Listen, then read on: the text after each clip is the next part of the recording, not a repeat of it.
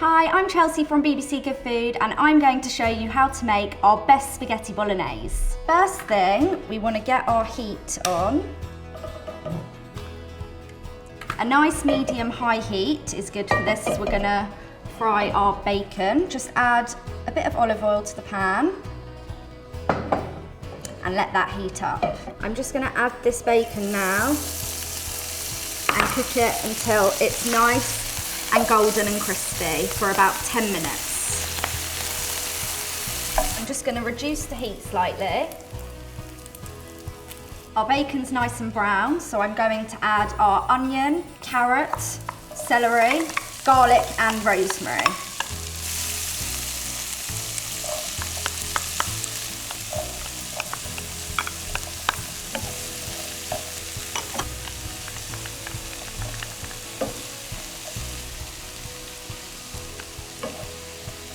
You want to cook your veg on a gentle heat because you're just trying to soften it, not colour it. And just stir through your vegetables and leave them to soften for about 10 minutes. Our vegetables are lovely and soft now. You can tell when they're done as your onions will be nice and translucent. Next, we're going to turn our heat up slightly because we're going to brown our mince. It's nice to have a medium-high heat for doing this, so we get lovely colour on our mince, which adds more flavour to our bolognese.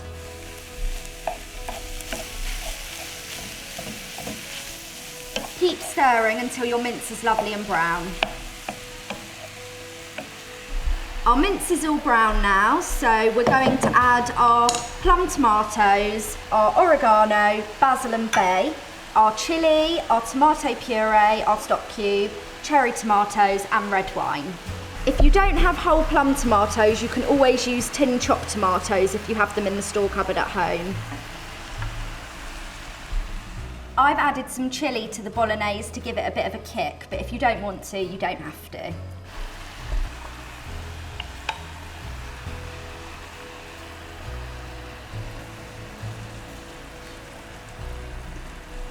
Stir everything together, crushing the plum tomatoes with the spoon as you go. So the bolognese is boiling now. I'm just going to reduce the heat to a gentle simmer.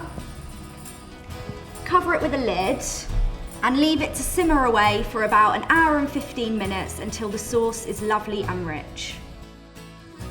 Our bolognese has had about an hour and 15 minutes now, so I'm just going to uncover it. As you can see, the sauce is lovely and thick. If you find your sauce is still a bit watery after this time, you can remove the lid and vigorously simmer it for about 15 minutes until the sauce is nice and thick. While our bolognese was coming to the end of cooking, I cooked some spaghetti and drained it and put it back into the pan. So now I'm just going to add my bolognese sauce. Using a pair of tongs, toss everything together until it's lovely and evenly coated. Stir through the parmesan to add some extra seasoning, and you can also add a bit more salt and pepper if you like. I'm just going to plate it up now and add some grated parmesan, some basil and a bit of black pepper. So here we have it, the best ever spaghetti bolognese.